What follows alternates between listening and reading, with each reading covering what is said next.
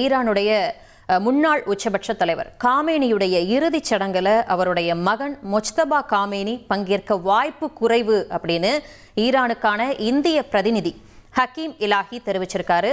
பாதுகாப்பு காரணங்களுக்காக பொதுமக்கள் மத்தியில தோன்ற வேண்டாம் அப்படின்னு அறிவுறுத்தப்பட்டிருக்கிறதாகவும் தகவல் வெளியாயிருக்கு. ஏன்னா இந்த போர் ஆரம்பிச்சதுல இருந்தே Mojtaba Khamenei Ayatollah Ali Khamenei போர் தொடங்கின அன்னைக்கே பிப்ரவரி 28 அன்னைக்கே படுகொலை செய்யப்படுறாரு.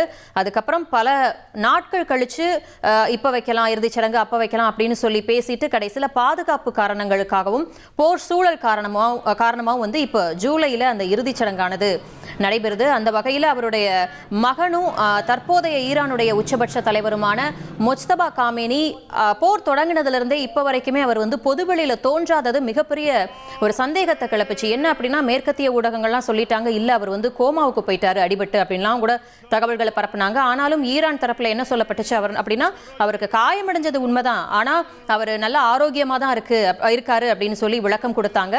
அந்த வகையில இந்த இறுதிச் சடங்களையாவது தனது தந்தையுடைய இறுதிச் சடங்களையாவது அவர் பங்கேற்பாரா, பொதுவெளியில தோன்றுவாரா அப்படின்னு மக்கள் ஆர்வமா காத்திருந்த சூழல்ல பாதுகாப்பு காரணங்களுக்காக பொதுமக்கள் மத்தியில தோன்ற வேண்டாம் அப்படின்னு அறிவுறுத்தப்பட்டிருக்கிறதா தகவல் வெளியாயிருக்கு.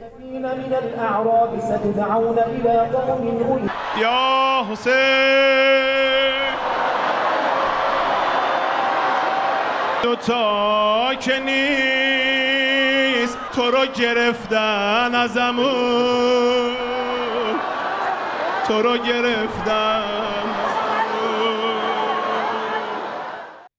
அந்த வகையில ஈரானுடைய உச்ச தலைவர் காமேனியுடைய உடலுக்கு மக்கள் ஜனநாயக கட்சி தலைவர் மெஹபூபா முப்தி இறுதி மரியாதையான செலுத்தியிருக்காங்க. காங்கிரஸ் தலைவர் சல்மான் குர்ஷித் உள்ளிட்டோரும் நேர்ல அவங்களுக்கு அஞ்சலி செலுத்தியிருக்காங்க. இனி செல்லும் இடமெல்லாம் செய்தி. தந்தி டிவியின் வாட்ஸ்அப் சேனலை ஃபாலோ பண்ணினா செல்ல இருக்கும் இடமெல்லாம் செய்தி. இதோ QR கோட் இப்பவே ஸ்கேன் பண்ணுங்க, ஃபாலோ பண்ணுங்க.